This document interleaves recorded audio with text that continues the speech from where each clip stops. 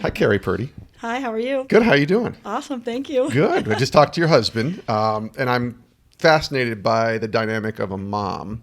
Gotcha. I sense from just being friends with you on social media and kind of watching how you're documenting this journey with Brock, that you are the mama bear cheerleader of all cheerleaders. And I've watched you through college with all of your kids. Yes. When I ask you about the overarching experience of this season, starting with round 7, all the way to the highest of highs and then that last game. Right. Well, the day of the draft, Brock was mad at me. He was mad at you? Because we're not having a party. Nobody is coming over but grandma and grandpa and a couple of family and friends. And that is it. Well, throughout the day, here comes the balloons. I had to have a cake. And he kept going, Mom, seriously, Mom, what if it doesn't happen? And so I'm like, Brock, it's going to happen. Like, at some point, something good's going to happen. And if not, I can throw the cake away. We can pop the balloons, but something's going to happen. Oh, sorry. And so every time we turned around, he was like rolling his eyes going, oh, my gosh, Mom, seriously? And I said, everybody in the town knows if your name is not called, they are not to come. Mm. If your name is called, we're going to have 100 people here. That's it. Yeah. So that morning, he got up and went to breakfast with a buddy and Chuba, and they left. And the 49ers had called him and said, we want you. It looks like it might happen sometime today. We want to draft you. So he came home and didn't say anything. So everyone's hanging out, and we're all just, having our day, and everybody was calm. And I don't know, came to the 5th round, and he didn't get a call yet. And we're like, okay. So then he goes, I'm going to go over to like Chick-fil-A or go get food. I'm like, no, you're not. It's the 5th round. You're going to leave? And he goes, yeah. So Chuba and Buddy, we're going to go eat. And then one of our girlfriends says, so what are you going to do if your name gets called? And Chuba goes, we'll accept and I'll videotape him in the drive-thru of Chick-fil-A if he gets the call. I'm like, no. Oh my gosh, seriously. So came back in the 6th inning, or the 6th round. 6th round. And at that point, we're all getting a little like, okay. Everybody went outside. Shawn and Brock sat on the couch, took a 30-minute nap. Everybody left them alone. Yeah, they were. That's a good nap. Yeah, went outside, and then our buddy said, hey, because they didn't tell me right away that the 49ers called that breakfast. And his buddy said, hey, they called this today, the 49ers. And we're like, all right, that's exciting. So I'm like, Brock, did they really? He's like, yes, Mom, yes, calm down. So anyway, get to the 7th round, and the Cardinals had 2 back-to-back picks. Mm-hmm. And the phone rang, and he went in the bedroom, and I'm like, okay, we're going to be Cardinals. He went and tried out for the Cardinals, hometown boy, and he came out, and he goes, nope, free agent. Okay. Phone rings again, Cardinals pick. Right, all right, this time nope, free agent. And then all of a sudden, there might have been 3 or 4. Oh, then it goes down to the Dolphins, and Skyler, one of his roommates on one of his football shows, or not camps, they're roommates, he got picked for the Dolphins. So now everyone's screaming, and there's like 3 picks left. And every time Brock went in, and then the last pick, we're like, it's the Niners. And he came out, and he goes, and Chuba and everybody had their videos on. We're like, gosh, what if he's just lying, like trying to keep it cool? And sure enough, so what happened was when they said the 262nd pick, the name came across the bottom before she said Brock Purdy. Because everyone's like, oh, we all knew. We didn't know till that moment. Wow. And then the place, you saw, went crazy. And it was fun. And within 30 seconds, I probably had 150 people here. Everybody walked in with platters and food. And then I gave Brock a hug and a kiss. And I was like, congrats. And he's like, thanks, Mom. And he had the best night of his life. We had a good time. It was a fun night. You got yelled at. And then it was like, okay, it's clear now. It's clear. We're 7th round pick. We're good. Yeah. And everybody who came was like high school coaches, family, friends. It was not like strangers from the 5th grade. It was people we loved that I knew wanted to hug and touch them, and hey, congrats. That needed to see them. So it was awesome. That's such a cool story and experience. Thank you. As the year went along, there's these expectations. You're like, well, maybe he'll make the team, right? And then it comes to, oh, okay, he's on the team. Right. Yeah, maybe we'll see him on the sidelines with his helmet on and his uniform on. To everything that ended up taking place with him starting. Right. How's that for Mama Bear going through this? It was a lot. I do all the planning. I do all the organizing and all that. So it ended up, he kept saying, I want to ship my truck out here. And we're like, well, you need to wait till you make the 53-man roster. He's like, no, Mom, let's just let's just get quotes and blah, blah, blah. And I'm like, okay. So the day of making the 53-man, I talked to him the night before, and I said, you better call me. I better not hear it through the grapevine that you made it. At some point, text, hey, I did, blah, blah, blah. I want to know. And so all of a sudden, he's at the gym, and all of a sudden I'm seeing all these tweets going, Brock Purdy made it, Brock Purdy made it. And he's like, until you hear from Kyle, his agent, that it's official, don't listen to it. So 30 minutes go by, and I mean, phones are blowing up, and everyone's like, Brock got drafted to the 53-man, and I'm like, I don't know, I haven't heard. And then somebody said something, and Shawn goes, it's official, you may now tell everybody. Yeah. So 30 seconds later, Brock calls, hey, the semi's coming to pick up my truck. So the semi was here, loaded his truck, and it was crazy. Incredible. And then sent it on, his truck on over, and he ended up, it was awesome. Yeah, it was awesome. Yeah. So then we were very proud and very excited. And then after that, he went to camp, and we sort of focused back onto Chubba because college is more fun. We're going to college. Yeah. We like college. And then his season was and then Brock did what he did, and then, of course, we went to everything. Interesting timing, too, because Chubba's season, college usually ends, mid to late November. Right around the time when, I think it was early December, I could be wrong on this in terms of the timing, where Brock starts getting his opportunity. What a whirlwind for Mama Purdy to have to watch both sons kind of going through this journey. It was a whirlwind. Like I said, I'm on the phone all the time and planning and landing and airports, and that drives them crazy, but somebody's... Come here. Shawn is next to me. My daughter says, Dad, this is the least amount of football we watched in our lives, and I don't know how long. And then, the next week or two, then this all unfolded and went from 0 to 100. But she had just made the comment about what little football we've been watching. So... it was crazy how fast that thing flew. I was going to say, and then you watched a lot of football. Because Chubba was hurt, and then we went from that. And we always have somebody here, and there was the only day that was just me and my daughter. And we're like, Brock's going in. Oh, my God, he's going in. And then we were jumping up and down, and then everybody piled in. It was fun. Everything was fun. And then got a hold of him and talked to him in between, buses and airplanes and all that and getting home. So. All right, so 2 moments I want to ask you that I asked your husband about. The first start against Tampa. Right. And then the last game that he played this year. Got it. So there's the highest of highs, right? And there's a lot of highs in there as well. Right. But there's this start against Tampa when nobody knew what was going to happen. Right. And it really went in a way I don't think anybody saw coming. I think you assume when you're playing Tom Brady, it's going to be a tough game. Right. And it's going to be close. And Brady's Brady, and then there's this young upstart rookie, your son, and it ends up being a blowout. And he plays the game of his life in so many ways, and the Niners roll, and that's another example of why they were such a tough team this year. What's the experience for you like through your eyes, Carrie, watching your son get that first start and have such a It was great awesome success? Because he went into the Dolphins game and did good. So when he did good, that sort of calmed us for the next week. We're like, okay, it's Tom Brady. And like he said, you're playing the Buccaneers, not Tom Brady. We were going to that game regardless. Even if Chubba had playoff games, we were going to watch Tom Brady, even if Brock was on the sidelines. And so we're like, oh my gosh, dude, it's here. You're doing it. You're playing against Tom Brady. And it was me, my mom, my dad, my sister, and just us. And we went out there, and when they took the field, we were just like, oh my gosh, like, look at them. And it was so exciting and so emotional.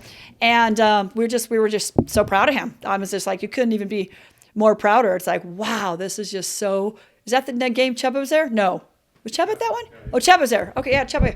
And so he's coming in from Nebraska, right? Yes, to get him for the game. He came in for that game, for that weekend. And so, it was just it was exciting. And we like the days we win because then we get Brock for dinner if we win. If not, Brock goes home. Yeah. And so we all went out to dinner and celebrated, and we were like, what a fun day. And his teammates were pumped up, and the 49ers just had the best locker room talk, and it was just a great moment. All right, so your husband described himself as nervous and lots of butterflies and praying his guts out, to quote him, throughout the game that he's watching his son. What is Carrie Purdy like during the game? Way more calm. Way more calm? I am way more calm than him, yes, because he takes it, just different. I'm like, Brock's wanted to be in that TV and play football since he's 5 years old. So just to go, we're like, we're here. Like, we're doing it. Probably the worst game for me that I ever saw him play was Oklahoma. When we played Oklahoma and I thought he got a concussion, that would have been like my worst, like, oh my gosh, it ruined me. Right? But everything else, I'm just like, it's fun. We love football. It's what we signed up for.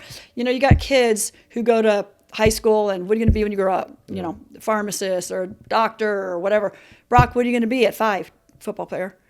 Junior high. Brock, what are you going to be? You got a backup plan. I'm going to be a football player, Mom.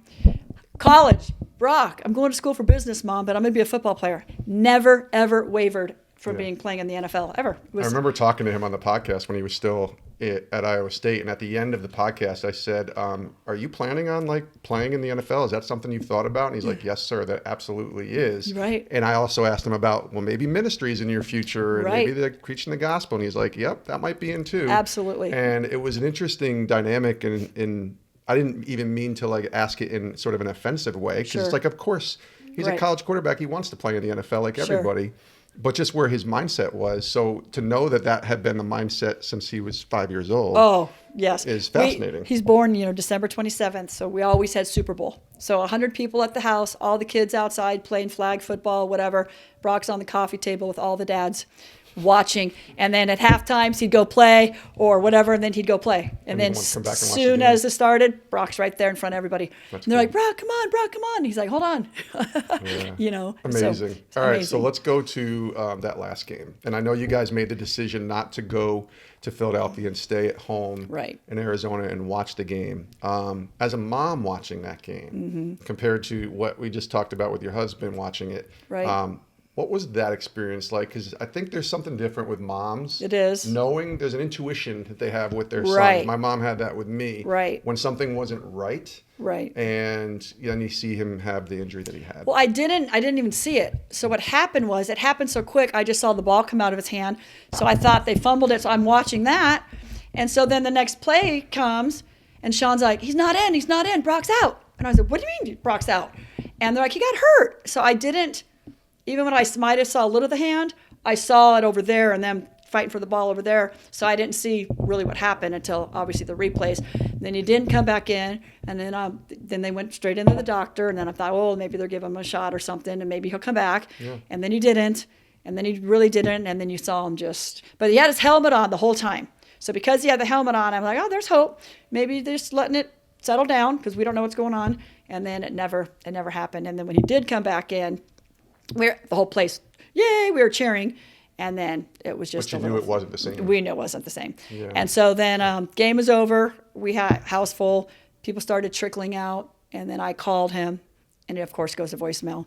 And then he called me. He's like, hey, I'm getting on the airplane. And I'm like, bawling, Shawn, it's Brock. He's actually calling us. So we go running in the bedroom. And he's like, yeah, it stinks. And I don't know why. Even everybody, we're like, you got this far. Super Bowl's in our backyard, and God had a plan. It wasn't your time, and we know that we know, but it hurts. Do you ever find yourself questioning God in all this? No. I maybe a few times when Chuba got another infection, I'm like, really, Lord? Like, what medicine do we do now? What do we need to do with Chuba? But for Brock, I'm just like, well, you're coming home regardless because you're going to take a break, before you go do what you're going to do. And so, but no, we're never mad. I'm just like sad. And I'm like, here we go. Now Chuba can preach to you what he's been through. So. Yeah. And there's glory to be found in the difficult seasons. Right. And I'm just like, oh, family time, we're home, and it's joyous to have him here and just regroup and then send him off to wherever he's going to go for surgery. And then he'll probably go to Florida and rehab. See, I think people forget, there's a mom dynamic in this. There's a dad dynamic in this. There's a family dynamic. Even what you just said, I don't have a son who plays in the NFL. I have a daughter who's in college. And when she came home from Christmas break, it was like, yes, we got our kid home for a few weeks. And then we had to send her back. It's like, oh, now you realize how much you missed them. Horrible. I cry every time. Exactly. All kids. And I cried, and I'm not a big crier, but I lost it. And it's like, there's that dynamic of just being a family that people forget when they see this glorified stage of the NFL. Absolutely. And what you just said, I thought was really fascinating to me about, we're just happy to have him home and spend time as a family. Play games, sleeping in his bed, pushing him this morning, saying breakfast is ready. We love that. That's the fun part. And he's kicking the covers, Mom, 5 more minutes. I'm like, all right, but you're here, That's so funny. Well, let me ask you the question I asked your husband to close. What is the lesson you think God has taught you, Carrie, through the last year? Patience. Patience. I am not a patient person. Okay. The whole town, the whole family, everyone's like, Mom, calm down, or Brock's famous words to me are, Mom, chill. Mom, chill. I'm like, okay, but why, So I don't have patience, and I'm like, hey, Lord, please let us get through this. Please calm me down. And so I want it now. I want to see results now. I want to get it back to quick, and I'm not a patient person. So that would be mine. And so God's always working on my patience. Yeah, that's one of the fruit of the spirit, right? Patience is right in there. I don't have it. Brock is as cool as a cucumber, and I'm like, sometimes even I'm like, come on, give me a little smirk or something, or hey, I'm grumpy. Yeah. Nope. Hey, Mom, it's going to be fine. Oh, my God, because I'm not. Yeah. So, wow. But it's good. Thank you Thank for you. talking. Yes, and, you guys are awesome. It's Thank really you for cool to having hear me. your perspective, I think, as Thank well you. as your husband's. Thank you. And on the draft day, who was the guy that videotaped him? Because that was funny. Ryan Fitzpatrick. Yes. Okay. The quarterback, Ryan Fitzpatrick. Video going, woo! Yeah. That was it. And Brock loved it. We're like, what was your favorite one today? And he's like, him. Fitzy just sending Yeah, just Fitz is screaming. great. He Yeah. just told Brock, hey, I had a long career. Doesn't matter where you're drafted.